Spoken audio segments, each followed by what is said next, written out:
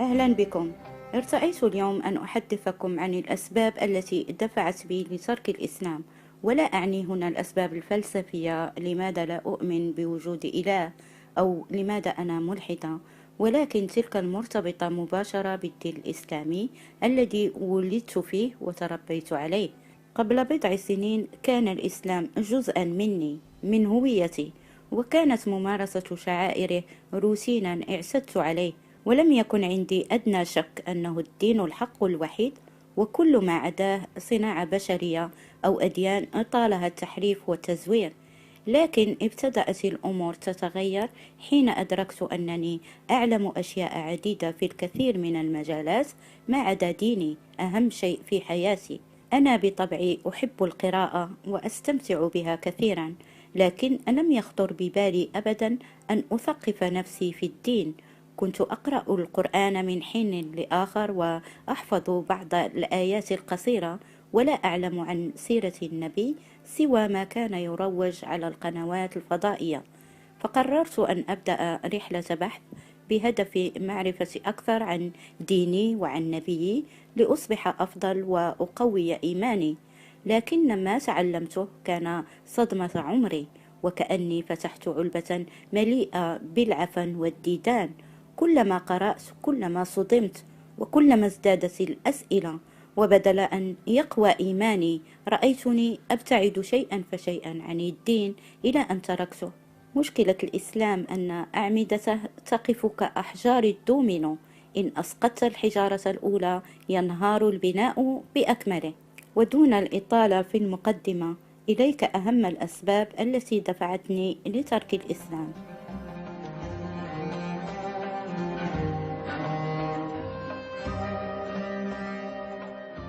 ككل المسلمين تربيت على النظر للنبي محمد على أنه سيد ولد آدم وحبيب الله وأكمل الناس خلقا، وكغيري كنت مقتنعة أنه كان صادقا أمينا طيب القلب ودودا صبورا على الأذى، وأنه المثال الذي يجب أن يحتذى في العفة والطهارة والتنزه عن الشهوات الزائلة. وكانت عيناي تذرف الدموع كلما سمعت كيف كان الكفار يقذفونه بسل الجزور، وينثرون التراب على رأسه، ويضعون الشوك في طريقه وهو صابر محتسب. وكنت كغيري أصدق أنه كان فقيرا معدما، يخيط ثوبه ويخصف نعله بيده، ويمضي الشهر لا يجد طعاما يأكله إلا التمر والماء، ويشد الحجر على بطنه من شدة الجوع، وأنه مات ودرعه مرهون ليهودي. لكن حين دخلت رحلة البحث في سيرته وجدت أنها ليست تلك السيرة العطرة التي أوهمونا، وتعرفت على الوجه الثاني للنبي الذي خبأوه عنا، واكتشفت أنني لا أستطيع أن أحب مثل هذا الإنسان، لأنه يمثل نقيض كل ما أؤمن به من مثل وأخلاقيات. فنبي الرحمة بدأ رحلة النبوة بالإغارة والسطو المسلح على القوافل، وأباد القبائل وقطع رقاب من خالفه، واغتال الشعراء وقطع رؤوس الرهائن، وشق الزناة بالحجارة، واغتنى لا من عمل يده وعرق جبينه، بل من مال زوجته الأولى ومن بعدها من الغزوات، وما جلبته له من غنائم استولى عليها واغتصبها بلا حق. فكان المقاتلون من عصابته ينهبون أموال الناس، وهو يقتسم الغنائم معهم بالخمس. خير ولد آدم تزوج طفلة في السادسة لا تفقه في الجنس شيئا، ودخل بها وهي تحمل عرائسها بين يديها، وأتبعها حشدا غفيرا من الزوجات. يحاول الدجالون إقناعنا أنه تزوجهن لأسباب إنسانية، وليس لأنه كان شهوانيا شغوفا بالجنس مع الجميلات. ولنستعرض بعضا من زوجاته وسرياته لنتحقق من كذب ما يدعون. خديجة كانت امرأة جميلة وغنية، وعائشة كانت طفلة بيضاء جميلة وكان يلقبها بالحميراء.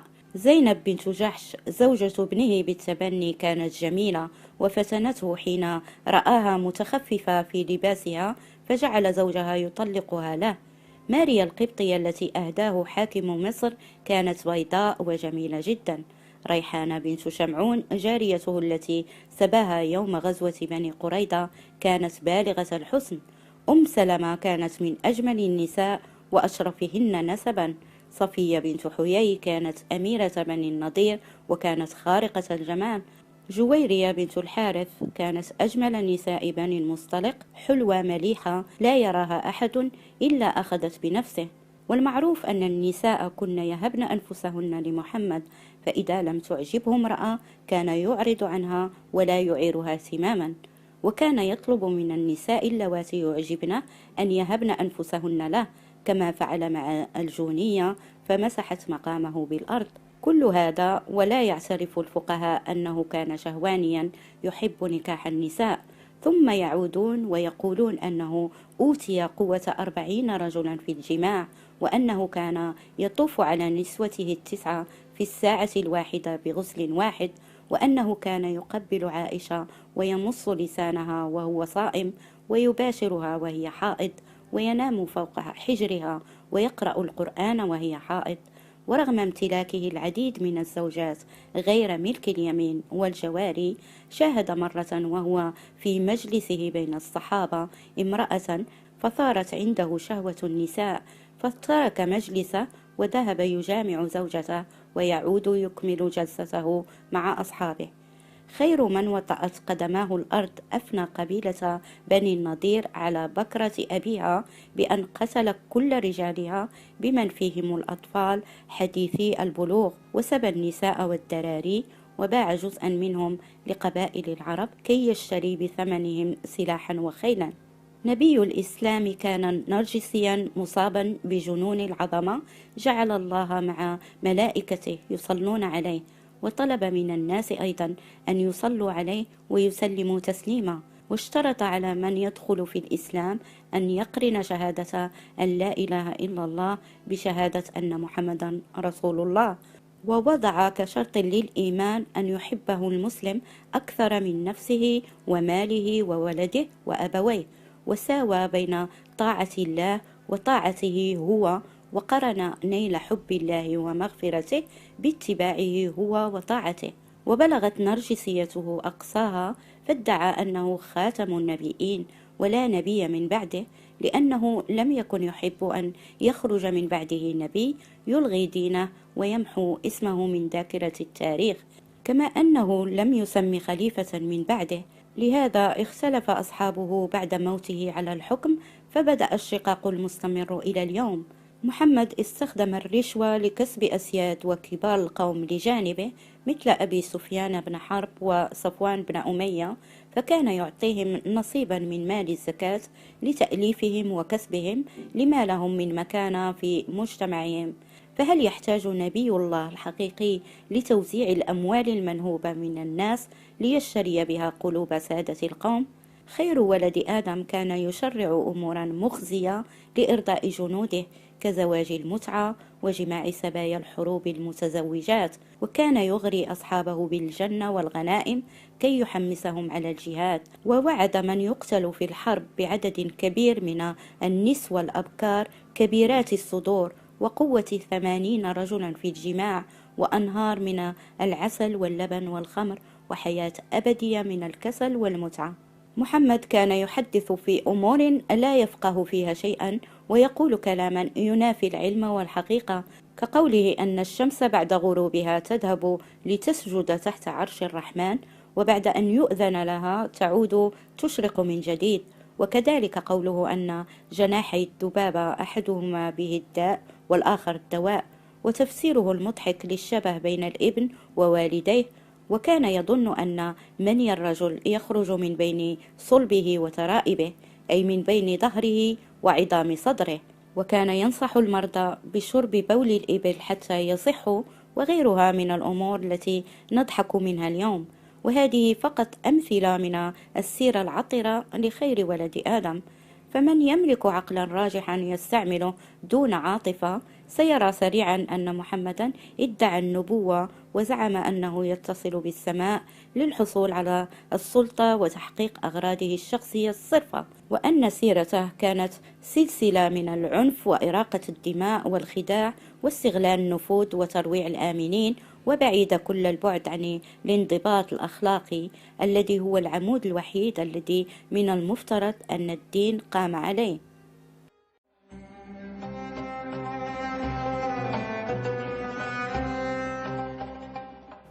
إله الإسلام رجل صحراوي مهووس بالسيطرة وبالدرجة التي تعبده بها مخلوقاته، إله ظالم سريع الغضب بلطجي متعطش للدماء عديم الرحمة كاره للنساء صاحب نزوات وغدار لئيم وماكر.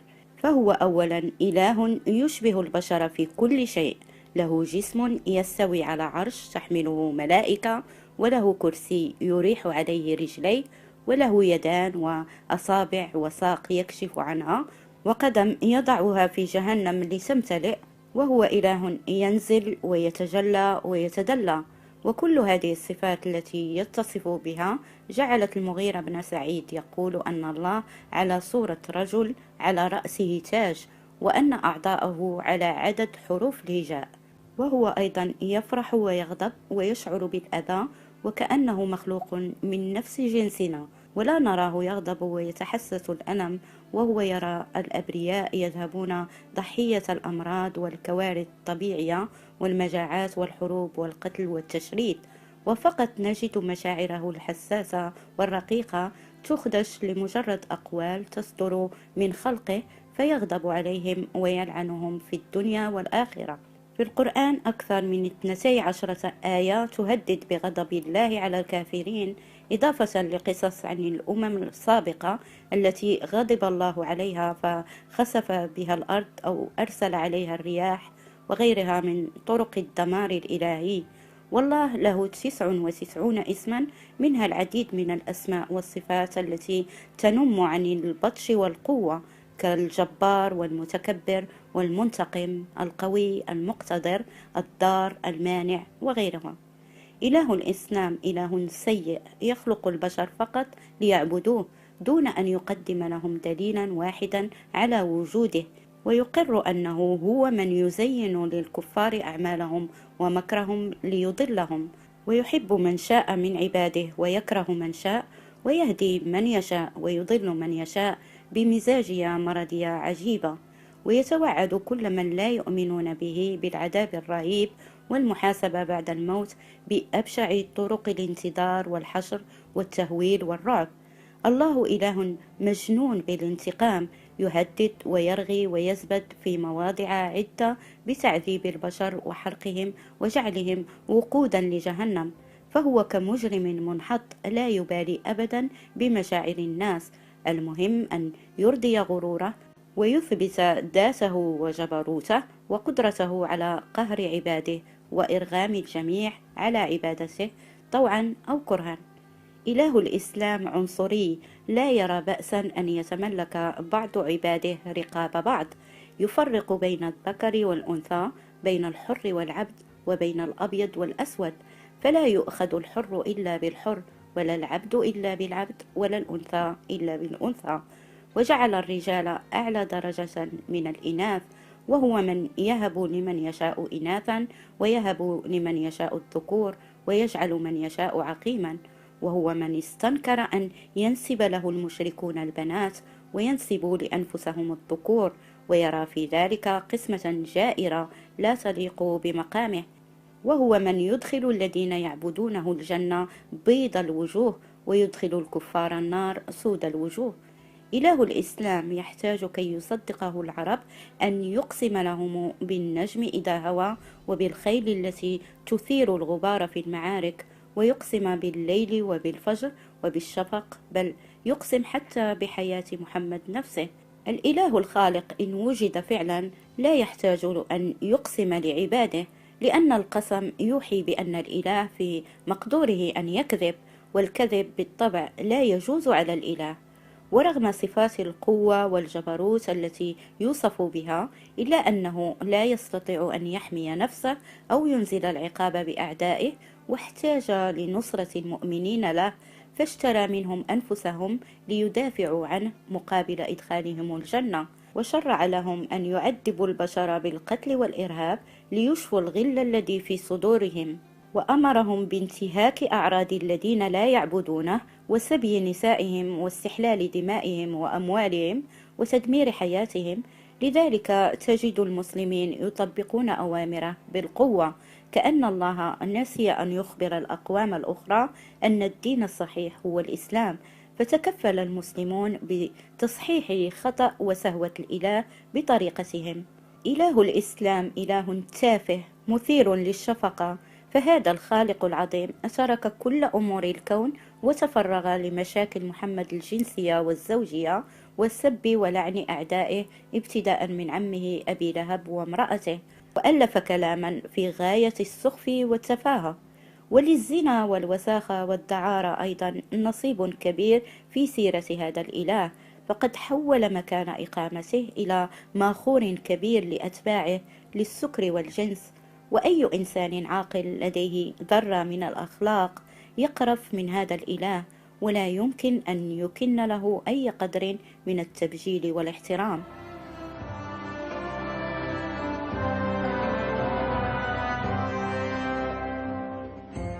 مثل جميع المسلمين كنت أؤمن إيمانا راسخا لا شك فيه أن القرآن كلام الله أوحى به لمحمد عبر الملك جبريل، وأمره أن يبلغه للناس.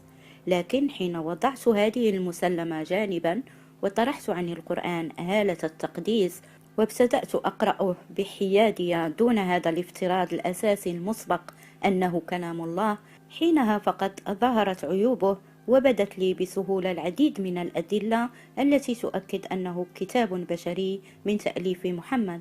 وسأعطي هنا بعض الأمثلة. أولا، القرآن كلام، والكلام من صفات البشر وضمن قدراتهم، فما المانع أن يكون القرآن كلام محمد وليس كلام الله؟ ولماذا اختار الله أن تكون معجزة نبيه التي مهمتها إثبات نبوته وإثبات وجود الله هي مجرد كلام يكون محل شك وجدال ونقد؟ ولو كان الله يريد حقا إثبات وجوده لأرسل مع محمد معجزة خارج نطاق القدرة البشرية لتكون دليلا قاطع ليس به شك وريبة أو لبس وغموض. ثانيا، العديد من الآيات مكتوبة بضمير الغائب، بينما المفروض أن تتحدث كل جملة في القرآن بلسان الله لأنه كلامه كما يقولون. ألا يقول لنا هذا أن المتكلم محمد وليس الله؟ ثالثا، جزء كبير من القرآن ألا يفيد أحدا في شيء، ولا علاقة له بهداية الناس أو إرشادهم نحو الصلاح، لأنه خصص لمعالجة مشاكل وقضايا تهم محمد حصريا. فحين أراد الاستحواذ على خمس الغنائم نزلت آية يقسم فيها الله الأسلاب والسرقات ويعطي الحصة الأكبر لنبيه. وبعد أن اعترض بعض أتباعه على سوء عدالة التوزيع أتت آية تخرسهم وتقول لهم: ما أتاكم الرسول فخذوه وما نهاكم عنه فانتهوا. وعندما أراد أن يزوج مولاه زيد بن حارثة من زينب بنت جحش نزلت آية ترغمها على القبول. ثم لما رآها محمد متخففة في ثيابها شهية الجسم نزلت آية أخرى تطلقها من زيد وتعطيها لمحمد. والغريب أن الآيتين متتاليتان في سورة الأحزاب. وعندما مسكته زوجته حفصة مع خادمته ماريا القبطية على فراشها وفي بيتها، وحلف وأقسم يمينا أن لا يجامع ماريا أبدا، وتوسل لحفصة كي لا تفضحه أمام نسائه الأخريات، أنزل الله آية يعاتبه فيها عن تحريم ما أحله الله له، ويسمح له بنكاح ملك يمينه متى شاء رغما عن أنف زوجاته. وحين انزعج محمد من إطالة ضيوفه القعود في بيته والتحدث إلى أزواجه نزلت آية تمنعهم من ذلك وتأمرهم بالانصراف فور الانتهاء من الطعام. وبعد أن أبدى أحد أصحابه نيته الزواج من عائشة بعد موت الرسول أنزل خالق الكون آية تحرم على المسلمين نكاح زوجات النبي بعد موته. وكلما تنازع محمد مع أحد نزلت آيات تصب الشتائم واللعنات على الذي أغضب الرسول، وحين انزعج من أصوات أصحابه حوله نزلت آية تمنعهم أن يرفعوا أصواتهم فوق صوته، وحين أكثروا عليه الأسئلة التي تحرجه نزلت آية تنهاهم عن السؤال عن أشياء إن تبد لهم تسؤهم، وغير ذلك من الآيات الكثيرة التي لا فائدة منها. ويكفي أن نطرح على أنفسنا بعض الأسئلة لنكتشف الحقيقة: من المستفيد من كل تلك الآيات؟ لماذا يضمن خالق الكون آخر كتاب أنزله للبشر أمورا شخصية لا تهم سوى شخصا واحد؟ هل نصدق أن كل تلك النصوص كانت ضمن اللوح المحفوظ منذ الأزل؟ هل نقول عن القرآن أنه كتاب تبليغ من الله أنزله على رسوله لهداية البشر وإصلاح حال العباد، وأنه صالح لكل مكان وزمان؟ رابعا، القرآن يغري المجاهدين بالغنائم في الدنيا ونكاح حور العين الجميلات الأبكار في الجنة. لماذا المغريات في الإسلام للرجال دائما بالجنس؟ هل هداية الناس للعبادة ونشر الدين تكون بالجنس؟ هل نكاح النساء من مستلزمات الإيمان والجهاد في سبيل الله؟ خامسا، احتواء القرآن على الناسخ والمنسوخ وحده كفيل بفضح بشريته، لأن الفكرة تتعارض مع علم الله للغيب ومعرفته المطلقة. فإذا كان الله اعتمد الآيات الناسخة فلماذا أنزل الآيات المنسوخة؟ وإذا كان كل حرف من القرآن هو جزء من صحف أبدية موجودة منذ الأزل، فهل يتضمن اللوح المحفوظ الآيات الناسخة والآيات المنسوخة معا؟ أي هل يتضمن القول ونقيضه؟ كما أن الفكرة تتعارض مع مفهوم الكمال الإلهي المطلق، فالمفترض أنه لا توجد درجات ومستويات في الكمال الإلهي، فالكامل لا يصدر عنه إلا الكمال وبه يعرف، ولكن وفق مفهوم الناسخ والمنسوخ فالله يصدر عنه درجات قابلة للنقاش في مقدار كمالها، ويمكن تبديلها على الدوام بالأكمل درجة. والغريب في الأمر أن النسخ لا يستغرق أحيانا سوى سويعات من زمن صدور الآية المنسوخة، كما في حال الآية 12 من سورة المجادلة التي تحض المؤمنين على دفع الصدقة مقابل المثول بين يدي الرسول، فلم تبقى إلا ساعة واحدة ونسخت. فهل نعتبر هذا ترددا من الإله، أم أن محمدا أطلق هذه الآية لكنه لم يجد استجابة من أصحابه فعالجها بآية أخرى؟ ألا يدل وجود النسخ في القرآن على بشريته، وأن محمدا ككل بشر كان يتراجع عن قراراته تحت الضغط أو بعد التفكير ثم يصلحها فيلغي القول الأول ويبدله بآخر؟ سادسا، احتواء القرآن على المتشابه إلى جانب المحكم يشكك الناس فيه ويسبب الجدل والحيرة، فهل من المنطقي أن يكون الدليل الوحيد على وجود الله هو نفسه محل ابتلاء وفتنة؟ سابعا، أغلب آيات القرآن مرتبطة بسبب لنزولها، وهذا من أهم الأمور التي تؤكد أن محمدا هو الذي ألف تلك الآيات. محمد لم يكن يأتي الناس بالقرآن هكذا دون سبب، بل كان يوحى له كلما حدث حادث استوجب وحيا، أي استوجب قرارا أو حلا من محمد، والدليل هي أسباب النزول.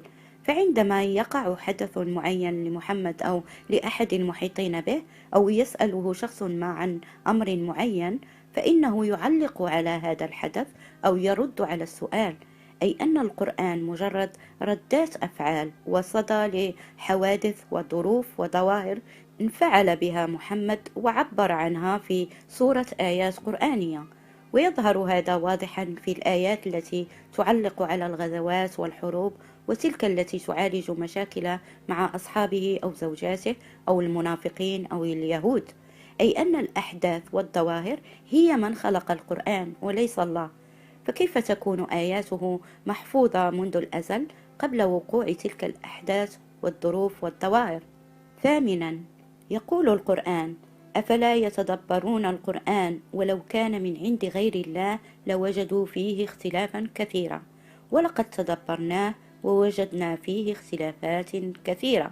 فلو كان الكلام من الله لما وجدنا فيه أخطاء في قواعد اللغة وفي العلم والمنطق والحساب وفي البلاغة وانسيابية الكلام وحشر جمل لا علاقة لها بما قبلها وما بعدها وتشتت المعاني واقتباسات من كتب أخرى ومن قصائد شعرية ومن أساطير الأولين وخرافات الدجالين وشعائر وطقوس كانت موجودة عند العرب وفي ديانات سابقة. وليس من المنطق أن يكون كلام الله متأثرا بلغة الناس والشعوب الأخرى ويأتي بالسبع قراءات مختلفة في الحروف والكلمات. وليس من المنطق أنه أنزل بلسان عربي مبين ثم تكتب مئات كتب التفسير لبيان معانيه وفك غموض كلماته. فإذا كان المسلم العادي لا يفهم القرآن، لماذا هو مسلم؟ وكيف أسلم؟ وكيف يدافع عن كتاب هو لا يفهمه ويحتاج للطبري والقرطبي ليشرحه له؟ وهل كان في اللوح المحفوظ محفوظا بقراءة واحدة أم بسبع قراءات؟ وهل كان محفوظا منذ الأزل بأخطائه التي كشفناها أم كان هناك بلا أخطاء؟ تاسعا، يضم القرآن العديد من التناقضات، منها تناقض آيات الجبر وآيات القدر. فبينما توجد العديد من الآيات يفهم منها أن الإنسان مسير في اختياراته خاضع لأمر الله في إرادته، توجد آيات أخرى تقول بالعكس، أن الإنسان حر في اختياراته، حر أن يؤمن أو يكفر. والتناقض بين آيات إكراه الناس على الإسلام وضدها. ويفسر هذا التناقض وتغير الخطاب القرآني بين الفترتين المكية والمدنية انتقال محمد من وضعي الضعيف الذي يوثر نشر الدعوة بالموعظة والسلاسة إلى وضعية القائد العسكري القوي والمسيطر، والذي يمكنه إرغام الناس على اتباعه بقوة السيف. ويستعمل شيوخ الإسلام آيات الموعظة وآيات العنف حسب الظروف ونوعية المتلقي للخطاب. فحينما يكون الخطاب موجها للغرب لا يسمع المتلقي سوى آيات التسامح والسلام والدعوة بالموعظة وحرية العقيدة. أما حين يكون الجمهور مكونا من مسلمين فقط تتغير النبرة ويصبح الخطاب عنيفا عدائيا كراهيا، مؤكدا على أن الإسلام دين الحق ووجب على الكل اعتناقه، وعلى المسلم الجهاد لنشره وإرغام الغير على اتباعه.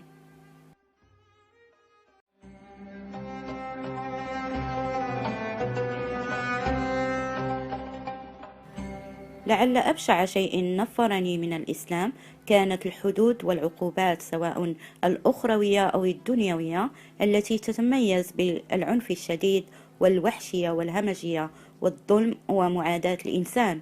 العقاب الإلهي الذي ينتظر الكافر بعد الموت هو عقاب ممتد بلا نهاية ولا يعرف حدودا، وكل هذا نظير أفعال تمت في مدة زمنية محددة.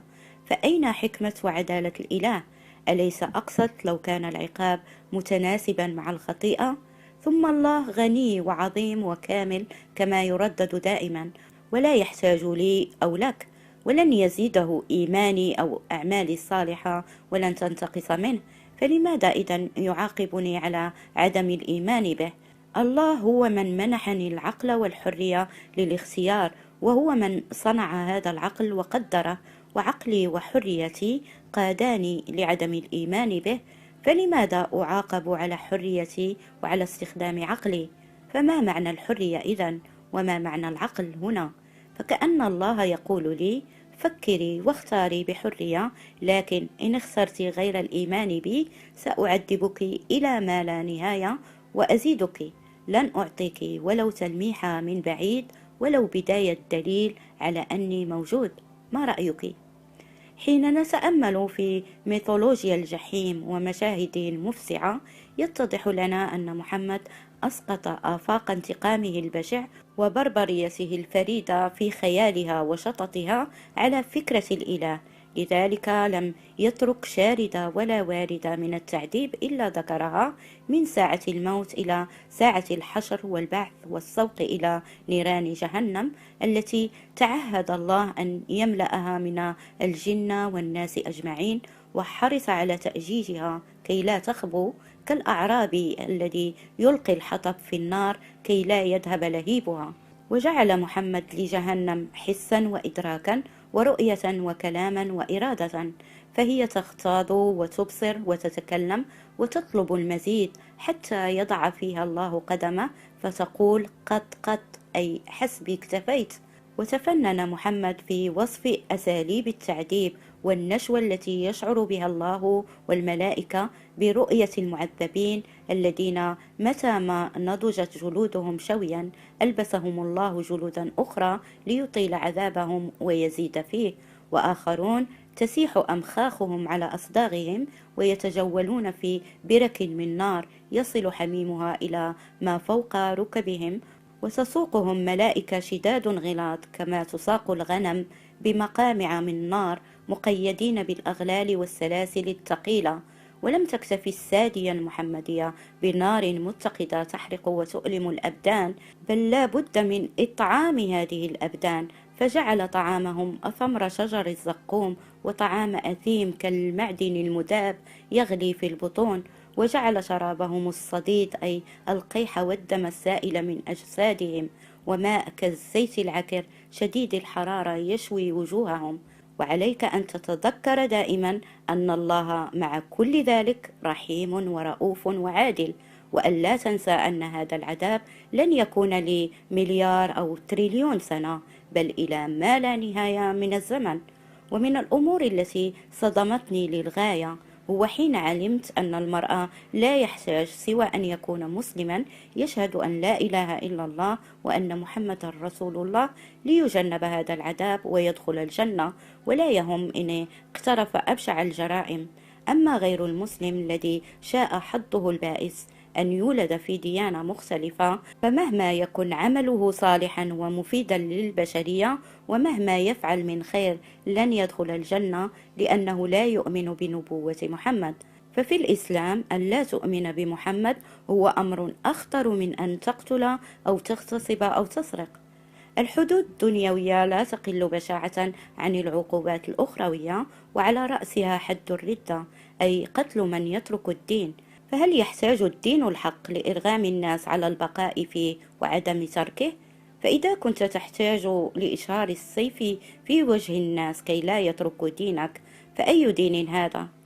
الرجم أيضا من العقوبات الهمجية، ويعني أن يجتمع الرعاع على إنسان من لحم ودم ويقذفونه بالحجارة إلى أن يموت لأنه أو لأنها نامت مع شخص آخر غير زوجها، وإن كانت غير مزوجة تجلد 100 جلدة وتشوه.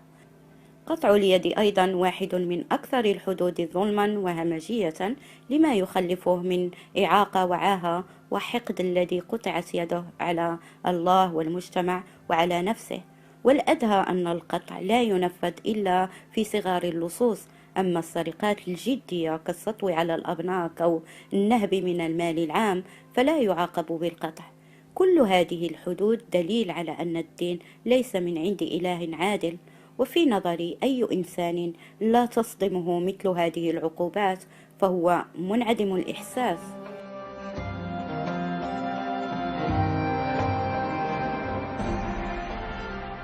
لا شك أن تعامل الإسلام مع المرأة من الأسباب الرئيسية التي دفعتني لتركه.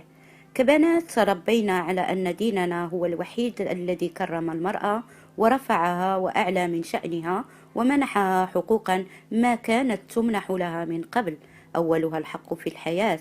لكن كل من ينظر لحال المرأة في الإسلام بعيدا عن العاطفة الدينية يعلم تماما أن هذه الادعاءات محض هراء، وأن العكس صحيح. وفي رأيي كل امرأة تحترم نفسها يجب أن تترك الإسلام، لأنه دين يظلمها ويهينها ويحط من كرامتها. ووضعية المرأة في الإسلام هي من أقوى الدلائل على أن هذا التشريع غير إلهي، ولو كان كذلك لما انتقص من النساء اللواتي هن نصف المجتمع. هذه بعض الأمثلة عن تكريم الإسلام للمرأة. المرأة في الإسلام مجرد مثار للشهوات المتدنية وسبب في الفتن المختلفة، وعورة يجب حجبها عن الأعين، وعليها أن تلتزم البيت وتتجنب مخالطة الناس. وهي في القرآن حرث يؤتى وشهوة من شهوات الدنيا التي زين للرجل حبها كالأنعام والخيل والذهب والفضة. وقال عنها الرسول أنها ضلع أعوج، وأنها تقبل في صورة شيطان وتدبر في صورة شيطان، وأنها ناقصة عقل ودين ولا تصلح للحكم وتجلب الشؤم والخراب. وقال أن أكثر أهل النار من النساء. شبه القرآن المرأة بالنجاسة التي تنقض على الرجل وضوءه، فذكرها مباشرة بعد الغائط. وشبهها محمد بالكلب والحمار، فهي مثلهما تقطع على الرجل صلاته. شهادة الرجل وإن كان أميا تعادل شهادة امرأتين ولو كانتا عالمتي ضرة. وميراث المرأة نصف ميراث الرجل وديتها نصف ديته. وللرجل القوام على المرأة وإن كانت تكبره سنا وتفوقه حكمة ورجاحة عقل. للمرأة في الإسلام وظيفة وحيدة، هي إمتاع الرجل وإنجاب الأطفال والاعتناء بالبيت. لذا لا تشجع الفتاة على التعلم والسعي لتحقيق الاستقلال المادي الذي يوفر لها الكرامة والحرية والاحترام. الإسلام يريد المرأة جاهلة عاطلة ليست لها خبرة ولا مهارات في الحياة، فتكون عالة على الرجل، ويكون إنفاقه عليها طريقا مباشر لإدلالها والتحكم فيها واستغلالها وإهانتها وإبقائها تحت رحمته. وحين يتزوج عليها فإنها ترضى بالذل والإهانة وتضطر لقبول الوضع. النفقة تكون واجبة على الزوج طالما المرأة تطيعه وتمكنه من نفسها، فإن امتنعت الزوجة عن الفراش تسقط النفقة، ويجوز للرجل حتى تجويعها إن أحب. وأيضا لا يلزمه مصاريف علاجها إن مرضت، لأنه يراد لإصلاح الجسم، فلا يلزم الزوج، كما لا يلزم المستأجر مصاريف ما يقع من الدار. فهم يشبهون جسم المرأة بالمنزل المأجور. سمح الإسلام للرجل الزواج من الطفلة الصغيرة دون تحديد سن أدنى، والدخول عليها متى أحس أنها تحتمل العملية الجنسية، وحلال له قبل ذلك التمتع بها بكل شكل من الأشكال ما عدا الوطء المباشر في الفرج. أحل القرآن للرجل الزواج من أكثر من امرأة في نفس الوقت، والتمتع بعدد لا محدود من النساء يمتلكهن بالشراء أو السبي، بينما يفرض على المرأة معاشرة زوجها فقط، وتستمر الحالة هذه حتى بعد الموت، إذ وعد الرجل بعدد كبير من الحور العين الحسناوات العذراوات كبيرات الصدور، بينما تلحق المرأة في الجنة بزوجها الذي كانت معه في الدنيا، ولم يعدها الله ولو حوريا واحدا لتنال حقها من المتعة. إن رفضت المرأة المعاشرة الجنسية أجاز القرآن للزوج ضربها لإرغامها على الطاعة. يحق للرجل أن يطلق امرأته متى شاء ويستبدلها بأخرى متى شاء، تماما كما يذهب إلى المتجر ليستبدل قميصا أو حذاء مقاسه ليس مناسبا. بينما المرأة التي تريد الطلاق عليها أن تشتري حريتها بالمبلغ الذي يرضاه الزوج. إن كبرت الزوجة في السن وذهب حسنها وصحتها ولم تعد تحلو للرجل، يمكن له تطليقها ورميها في الشارع كالقميص القديم. وإن أرادت تجنب ذلك يمكن لها التنازل له عن جزء من حقوقها كالنفقة أو حق المعاشرة الجنسية، فإن رضي بذلك يبقيها ولا يرميها. إذا طلق الرجل زوجته له أن يتزوج مباشرة، بينما على المرأة أن تمتنع عن الزواج لعدة أشهر حتى لو كانت لا تحيض. والمطلقة والأرملة تحرم من حضانة أبنائها إذا تزوجت بعد طلاقها أو وفاة الزوج، وعليها أن تختار بين رغباتها الطبيعية كامرأة وبين حبها لأطفالها وحاجتهم لها وحاجتها لهم. وعلى المرأة التي يطلقها زوجها ثلاثا أن تتزوج من غيره ويدخل بها فعلا ثم تتطلق منه قبل أن تحل لزوجها الأول مرة ثانية. المرأة المسلمة ملزمة بالحداد على زوجها المتوفى ولو كانت سعيدة للتخلص منه، بينما لا يفرض نفس الحداد على الرجل، ويجوز له لو أراد أن يتزوج مباشرة بعد مراسيم الجنازة. أكتفي بهذه الأمثلة عن تكريم الإسلام للمرأة، وتوجد غيرها الكثير لا داعي لذكرها كلها.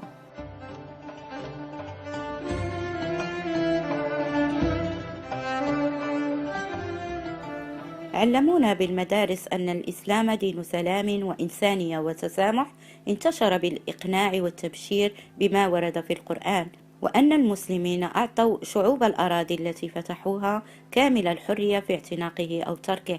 لذلك رحب الناس بالفاتحين المسلمين وتزاحموا أفواجا وتدافعوا للدخول في الدين الحق. لكن حين نبحث نجد أن الحقيقة شيء مختلف تماما. من الأحاديث التي صدمتني كثيرا حين صادفته أول مرة حديث عن أبي هريرة يشرح فيه الآية 110 من سورة آل عمران: كنتم خير أمة أخرجت للناس، فقال: خير الناس للناس تأتون بهم في السلاسل في أعناقهم حتى يدخلوا في الإسلام. وهذا الحديث وحده كفيل أن يظهر لنا كيف انتشر الإسلام. الإسلام انتشر عن طريق السيف والقوة والقتل وقطع الرقاب وإرهاب الشعوب والقبائل منذ عهد الرسول محمد. في بداياته كان محمد ضعيفا تتبعه قلة قليلة من الفقراء والعبيد، فكان يدعو لدينه بالمهادنة وبالتي هي أحسن. لكن بعد أن هاجر إلى يثرب وكون جيشا قويا من الصعاليك وقطاع الطرق، استأسد على العرب وحولهم إلى الإسلام عن طريق الغزوات. لم يدخل العرب في البداية إلى الدين الجديد عن قناعة تامة كما تصور لنا المرويات الإسلامية، وإنما رغما عن أنوفهم أو طمعا في الغنائم والسبايا. وحتى لا يلعب المسلم الجديد بذيله ويغادر الإسلام متى شاء، جاء حد الردة كعقاب مقدس رادع لمعالجة هذه الحالة التي تحولت فيما بعد إلى ظاهرة بعد وفاة النبي شملت معظم قبائل العرب. ولولا حروب الردة التي خاضها أبو بكر وخالد بن الوليد لتحولت إلى ظاهرة عامة ولانتهى الإسلام في مهده. واستمرت ثقافة الإسلام الدموية هذه بعد محمد إلى أن حولته إلى إمبراطورية مترامية الأطراف. فإن كان محمد مرسلا من إله الكون ومحبا للسلم، لماذا اعتمد على العنف في نشر دينه؟ هل الدين الحق يحتاج لكي يدخل فيه الناس للدعوة والكلمة الطيبة والإقناع، أم للسيف والغزوات وقطع الرقاب وسبي النساء وسرقة الأموال واحتلال الأراضي؟ لماذا قال النبي: أمرت أن أقاتل الناس حتى يشهدوا أن لا إله إلا الله وأن محمد رسول الله؟ ولماذا قال: نصرت بالرعب مسيرة شهر وأحلت لي الغنائم؟ وماذا نفعل بآيات القرآن الكثيرة التي تحث على نشر الدين بقوة السيف؟ وهل دخل المسلمون البلدان التي افتتحوها حاملين القرآن يعطونه للناس ليقرؤوه ويتدبروه ويقتنعوا به، ثم يكون لهم الخيار يعتنقون الدين إن أحبوا عن طواعية؟ أم كانوا يخيرون بين الإسلام أو القتل أو الجزية يؤدونها عن يد وهم صاغرون، أي رشوة البقاء على قيد الحياة والاستمرار على دين آبائهم؟ وإن كان الإسلام انتشر بالإقناع، فلماذا لم يرجع العرب إلى صحرائهم وخيامهم بعد أن بلغوا رسالتهم؟ لماذا احتلوا البلدان وحولوها إلى دول تابعة لدولة الخلافة الإسلامية ومكثوا فيها يمتصون خيراتها ويستنزفون أموال الناس بالضرائب الباهظة ويغتنون ويبنون القصور؟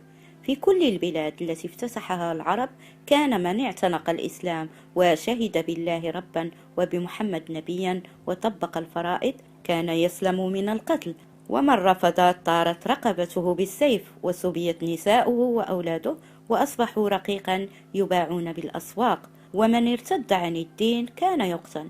وبسبب هذه الشروط والغزوات والقتل خضعت شعوب كثيرة لحكم الإسلام والمسلمين، وفرض عليهم الدين قسرا وليس بالإقناع. هذا كل ما لدي، شكرا لكم.